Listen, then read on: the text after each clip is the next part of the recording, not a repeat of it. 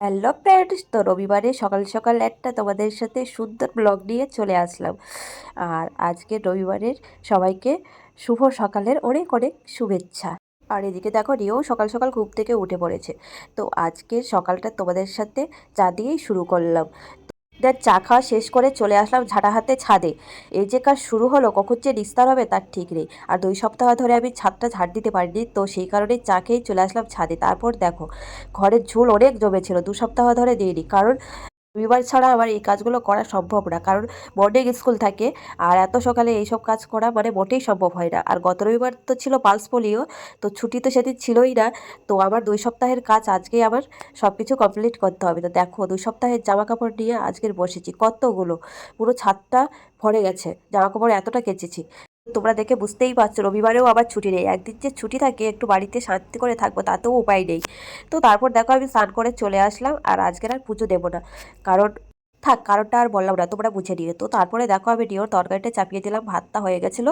তো রিওকে আমি খেতে দিলাম। তো সবার ফার্স্ট আগে রিওকে খেতে দিতে হয় সকালবেলায় 10টা সাড়ে 10টার মধ্যে, নইলে ওর খিদে পেয়ে যায়। তারপর দেখো, আমাদের রান্নার জন্য দেখো ফ্রিজে একটু মাংস ছিল, তো সেটাই আজকে রান্না করবো। দেন আমার এখন রান্না কমপ্লিট। তো আমি এখন যাবো বাজারে একটু স্কুলের জন্য ডিম কিনতে। তো দেখো, গাড়িতে তেল ছিল না, তো পাম্পের থেকে তেলটা ভরে নিলাম আর চলে আসলাম দেখো সেই ডিমের দোকানে। আর দেখো, 1 প্যাকেট ডিম এখান থেকে কিনে নিলাম। তো বাড়ি ফিরে এসে খেতে বসে পড়েছি। আর এই দেখো, আজকে করেছিলাম ফ্রাইড রাইস, চিকেন আর আলুর দম আর একটু চাটনি, বেশি কিছু করতে পারিনি। সঙ্গে সাদা ভাতও হয়েছিল, কারণ ফ্রাইড রাইস তো আর রিওকে দেওয়া যায় না, সেটা ঘিটি থাকে, তো ওর খেলে শরীর খারাপ করবে, তো সেই জন্য ওর জন্য আলাদা সাদা ভাতও হয়েছিল। দেন বিকালে ঘুম থেকে ওঠার পর দেখো, বিছার চাদরটা কেচে দিয়েছিলাম, তো সেই জন্য বিছার চাদরটা পেতে দিচ্ছি। আর বালিশে ওয়ারগুলোও সব কেচে দিয়েছিলাম, কারণ 2 সপ্তাহ ধরে তো কাঁচা হয়নি, সব নোংরা জমেছিল, সেই জন্যই সবগুলো কেচে দিয়েছিলাম।